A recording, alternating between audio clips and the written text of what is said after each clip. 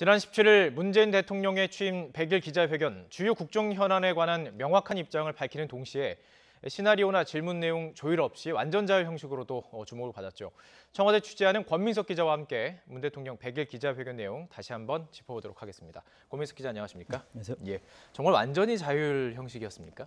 네, 그렇습니다. 사전 각본, 시나리오, 질문을 누가 할 거냐, 혹은 질문 내용을 어떤 걸 할 거냐 이런 것들이 전혀 사전 논의가 없었습니다. 그러니까 많은 기자가 질문할 기회를 얻지 못했는데 YTN이 얻었기 때문에 더 좀 의미가 있었던 것 같습니다. 자, 이전 정부와 좀 비교를 해볼까요? 이번은 문 대통령 기자회견 어땠습니까? 일단 김영삼, 김대중, 노무현 전 대통령은 모두 취임 100일을 전후해서 기자회견을 했고요. 이명박 전 대통령은 미국산 쇠고기 파동 와중인 취임 116일 만에 회견장에 섰습니다. 박근혜 전 대통령은 100일 기자회견을 하지 않았습니다. 정치적 이벤트를 좋아하지 않는다, 이런 이유가 있었는데요. 이명박 전 대통령 때와 비교하면 언론인들이 상주하는 춘추관에 대통령이 와서 연단의 선체로 진행이 됐는데 엄숙한 분위기여서 기자들은 대통령 말을 받아 적기에 바빴습니다. 바빴다. 이 처음으로 영빈관에서 열린 문재인 대통령 회견은 각본도 사전 조율도 없이 자유롭게 진행돼서 다소 짧아서 아쉬웠다는 평가까지 나왔습니다. 이 회견 그림을 연달아서 보시면 분위기를 체감하실 겁니다.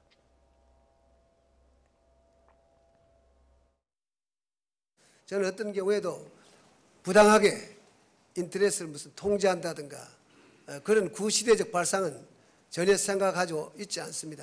그러나 단지 시대는 인터넷 시대가 되었기 때문에 따라서 대통령은 여러분이 어떤 질문을 할지 전혀 알지 못합니다. 대통령님 긴장되시죠?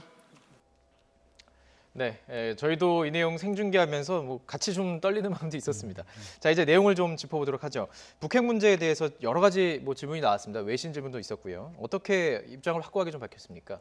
네, 문재인 대통령은 14일 청와대 수석보좌관 회의와 15일 광복절 경축사, 17일 100일 기자회견에서 연달아 3차례 분명한 메시지를 냈습니다. 14일엔 트럼프 대통령의 강경 발언을 감안한 듯한데 미국 측에 책임 있고 냉정한 대응을 주문했습니다. 15일엔 한반도에서의 군사행동 결정권은 한국에만 있다고 참명을 했고 17일 회견에선 이에 더해서 미국이 한반도 바깥에서 군사행동을 하더라도 사전에 한국과 충분한 협의를 할 것으로 확신한다고 밝혔습니다. 북미의 초강경 설전 국면에서 말을 아끼다가 나흘 동안 미국과 북한 등의 단호한 태도를 보인 겁니다. 설령 미국이 한반도 바깥에서 뭔가 군사적 행동을 취한다 하더라도 그것이 남북 관계에 그 긴장을 높여주고 그럴 우려가 있을 경우에는 아마 사전에 한국과도 충분히 협의할 것이라고 그렇게 확신합니다. 그것이 한미 동맹의 정신이라고 믿습니다. 다만 북한이 넘지 말아야 할 금지선 레드라인은 대륙간 탄도미사일의 핵탄두를 탑재하는 것이라고 자세히 설명을 했는데 모호성을 유지해야 할 중요 안보 사항을 너무 쉽게 공개한 게 아니냐는 우려가 야권 등에서 제기되고 있습니다. 자, 그렇군요. 또 복지와 경제 분야 이야기를 좀 나눠보죠. 부동산 보유세, 좀 이렇게 발음을 잘못하신 부분도 있었는데 또 이른바 문재인 케어 재원 조달을 어떻게 할 것이냐, 이런 질문들이 좀 나왔죠. 한마디로 공론이 모이기 전에 정부가 먼저 추진하는 일은 없을 거라고 선을 그었습니다. 이 부동산의 경우에 미친 전세, 미친 월세라는 다소 격한 표현을 써가면서 이 파리 부동산 대책의 효력을 확신했고요. 그럼에도 집값이 오를 기미가 보이면 주머니에 넣어둔 더 강력한 대책이 많다면서 이 확고한 투기 근절 의지를 피력했습니다. 이 복지 정책 등의 재원 대책도 꼼꼼히 검토했다면서 산타클로스식 정책 발표는 아니라고 반박했습니다. 정부의 여러 정책에 대해서 재원 대책 없이 계속해서 무슨 산타크로스 같은 정책만 내놓는 것이 아니냐, 이런 걱정들을 하는데 하나하나 꼼꼼하게 재원 대책을 검토해서 가능한 범위 내에서 전부 설계된 것이다 라는 그 말씀을 드리고, 문 대통령은 이 정치 외교 안보 분야 등에선 막힘없이 대답을 이어갔는데 예. 세금 문제에선 시간을 두고 매우 신중하게 답하는 태도를 보이면서 시장에 미칠 파장을 고려하는 모습도 보였습니다. 또 신중한 모습을 보이는 부분 정치권에 좀 영향을 미칠 부분도 있었습니다. 바로 그 개헌 얘기인데요. 내년 지방선거 때 반드시 개헌을 추진하겠다 이런 것도 밝혔죠. 네, 문 대통령 대선 공약인데 예. 내년 개헌 약속에 변함이 없다고 다시 한번 확인했습니다.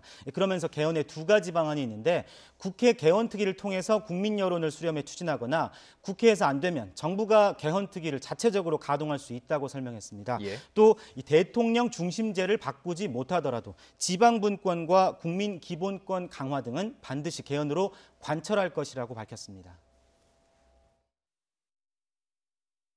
지방분권 개헌, 그다음에 국민 기본권 강화를 위한 개헌 부분은 이미 뭐 충분한 공감대가 마련돼 있다고 생각합니다. 적어도 내년 지방선거 시기에 그때까지 합의되는 과제만큼은 반드시 개헌을 할 것입니다. 자, 이제 그 회견 당시의 내용을 짚어봤다면 이제 그 이후의 파장을 좀 살펴보죠. 여야에서는 뭐 반응을 전혀 다르게 내놓고 있습니다. 똑같은 기자회견을 봤는데 이렇게 다를까 싶을 정도로 예. 극명하게 대비가 됩니다. 더불어민주당과 정의당은 호평을, 자유한국당과 바른정당, 국민의당은 혹평을 내렸습니다. 민주당 추미애 대표는 어떤 과제도 꿰뚫고 있는 당당한 답변과 허심탄회한 모습으로 회견의 격을 끌어올렸다고 평가했습니다. 예. 정의당 이정미 대표도 막힘없이 질문하고 대답하는 모습이 이전 정부와 확연히 달랐다고 밝혔습니다. 반면 자유한국당 정우택 원내대표는 너무 실망스러운 자화자찬이었다면서 특히 이 전략적 모호성을 유지해야 할 대북 레드라인을 직접 언급한 건 부적절했고 국제사회도 놀랐을 것이라고 지적했습니다. 예. 바른정당 주호영 원내대표는 지나친 자화자찬은 곤란하다며 인사와 복지정책, 재원, 안보 문제 등에 관해서 성찰과 회고의 시간을 가져야 한다고 비판했습니다. 국민의당 박주선 비대위원장은 형식을 너무 내보이고 내용과 목표에 대한 실천 방안이 없는 말잔치였다면서 인기를 의식한 정치 이벤트라고 평가절하했습니다. 자, 이날 그 포털 사이트에 뭐 고마워요 문제 이런 식으로 뭐 계속 검색어가 오르내린 것 가지고도 여야의 공방도 있었는데요. 이 부분에 좀 답한 거라고 볼 수 있죠. 청와대 쪽에서요. 뭐 특별 기자회견과 별도로 공개한 또 인터뷰 내용이 있었습니다.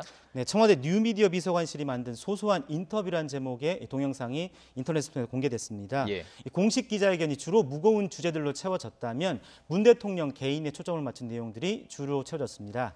지난 100일 동안 가장 기뻤던 순간은 5.18 광주민주화운동 기념식이었고 함께 키우는 애완동물들과 산책하거나 뉴스를 보는 때가 행복하다고 밝혔습니다. 예. 인터뷰 제목대로 좋아하는 음식과 별명, 머리 손질 같은 소소한 일상도 스스럼 없이 공개했습니다. 원래 바깥에 있을 때는 이발하는 게 조금 시간이 잘 없으니까 한 번 이발하면 적어도 한 달 반, 뭐 심지어는 2달, 뭐 그래서 이제 많이 깎아서 오래 버티는 그런 식으로 했기 때문에 그때 뭐 헤어스타일이 달랐을 텐데 대통령 되고 나니까 그래도 2주에 한 번씩 전속 이발사가 와서 이발을 해줍니다. 예. 2주마다 이발을 한다 이렇게 밝히셨는데 좀 이제 취재 뒷얘기 좀 들어보고 싶습니다. 사실 이제 금요일 발표 있고 나서 저희들이 뭐 개인적으로 물어보기도 했었는데 그렇게 청와대가 전화를 잘 안 받나요? 평소 때는요? 사실 정권 초기라서 예. 너무 조심스러운 부분들이 있기 때문에 예. 수석급 이 참모진들은 예. 거의 전화를 안 받는다고 보시면 되고요. 예. 청와대 대변인 정도만 예. 주기적으로 기자들 예. 전화를 받고 있습니다. 질문을 드렸던 이유가 그 여민관을 돌고 나서 실제 이제 직원들을 만났을 때 미안하다 이런 얘기를 했다고 하더라고요. 네, 전화를 자주 못 받아서 또 여민관을 직접 이제 돌아보셨는데 비서동이죠. 좀 더웠다 이런 얘기가 있던데요. 네, 에어컨이 무척 약해서 예. 매우 더웠습니다. 예. 그리고 이 청와대랑 공간이 주는 근엄함을 빼고는 저희 회사와 비슷한 비슷하군요. 일반 회사 예. 사무실과 큰 차이가 없었습니다. 예. 특히 여민 일관 3층에 있는 문 대통령 집무실은 87제곱미터로 국정 운영의 무게감에 비하면 매우 단출했습니다. 예. 일자리 현황을 실시간 알려주는 일자리 상황판을 빼고는 또 특별한 모습도 찾아볼 수 없었는데요. 이곳이 권력의 최고 정점이다 이런 인상을 당연히 또 받지 못했습니다. 예. 문 대통령 집무실 한 층 아래가 임종석 대통령 비서실장 바로 사무실입니다. 위층이요? 예. 이 공간적으로 한 층 붙어 있다 보니까 언제든 모든 문제를 신속하게 논의할 수 있다고 임 실장은 전했습니다. 실시간으로 소통할 수 있다는 게 제일 특징 같아요. 저 그림을 보시면서 사무실 예. 바로 위가 대통령 집무실입니다. 특징이라 그러지 뭐 좋다 이런 얘기는 안 하네요. 네. 문 대통령이 여민관에서 국정을 보다 보니까 청와대 본관 대통령 집무실 대부분이 비어 있습니다. 예. 이 입구부터 2층 집무실까지 이 두꺼운 빨간 카펫이 깔려 있고요. 크기도 여민관 집무실의 서너 배에 달하거든요. 대통령이 거기에 있었다면 참모들이 긴장할 법했습니다. 그렇군요. 자, 청와대 취재하는 권민석 기자와 함께 100일 기자회견 자세히 좀 짚어봤습니다. 수고하셨습니다. 감사합니다.